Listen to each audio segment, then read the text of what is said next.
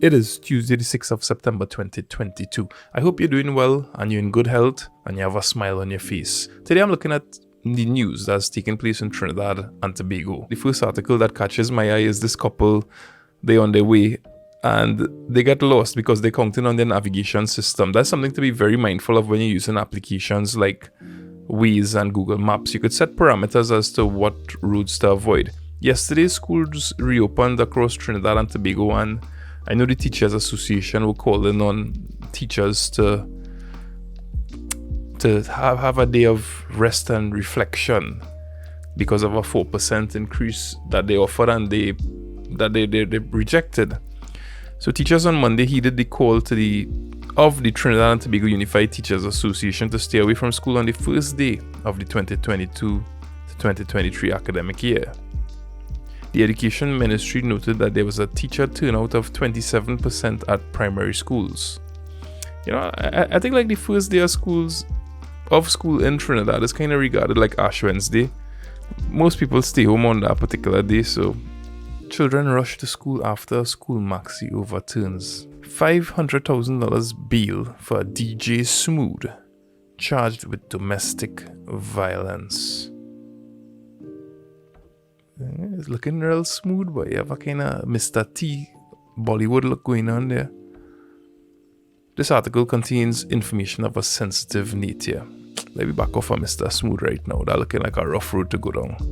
TNT Archers compete in 2023 CAC qualifiers. Another washout at CPL in St. Kitts, or the Caribbean Premier League going on. St. Kitts is a beautiful island. I can think about Kimberly and I went there for our honeymoon and it was fantastic. I can think about Mr. Thomas. His family was very kind to us and we enjoyed a lot of things and their hospitality. And big up to everybody in St. Kitts. Heavy rains in St. Kitts on Sunday night forced a second straight abandonment of a match in the Premier League. Defending champions St. Kitts and Nevis Patriots were due to play Guyana Amazon Warriors. Do you like cricket? I don't particularly enjoy it. I could enjoy a match of the 2020, but that's about it. Jumping over to the Trinidad Newsday.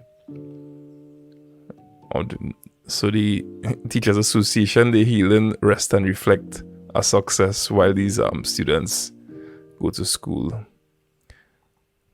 Teacher turnout low at RC Presbyterian schools, but high at SDMS schools. The turnout of staff and students from denominational schools varied on Monday. What is the average, salary of a primary school teacher? I respect teachers. Teachers work very hard. I think back, I believe my first teacher when I was an infant was a gentleman by the name of Mr. Dave Suknanan, and boy, it would be a pleasure to meet him or see him or connect with him. Mr. Dave Suknanan, if I get your surname right, so I hope you're doing well and you're in good health. Cost of living crisis in Trinidad and Tobago.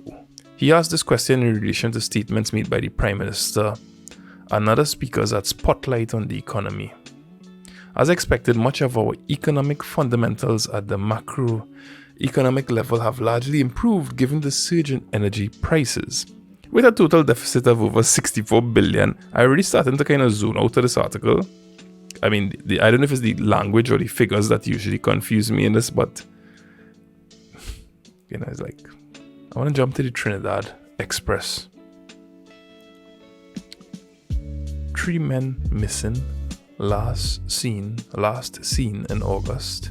Scrap Iron Group writes to WTO boss. Police officers are seeking the public's help to locate 3 men who went missing in August. A 32-year-old from La Joquita. Ricky Mohammed, 55 of Gomez Street, Sangre Grande, is also missing. He was last seen on August 27th. The murder toll hits 400. Around this time last year, it was 254. and we in September.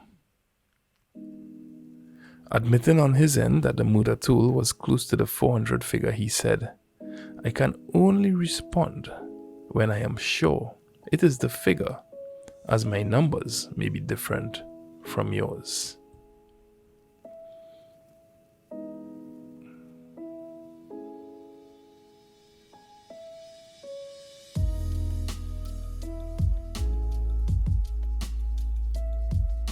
Mr. Smooth operator. A cancer patient needs $1.35 million for treatment in India. Mother of one is pleading for assistance.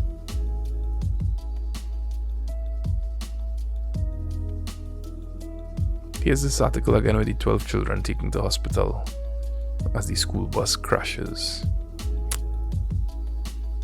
But there's a terrible accident. I mean, imagine going to school, the first day of school, and this happens there. I mean, as a parent, I could probably see myself saying, I should have let you stay home.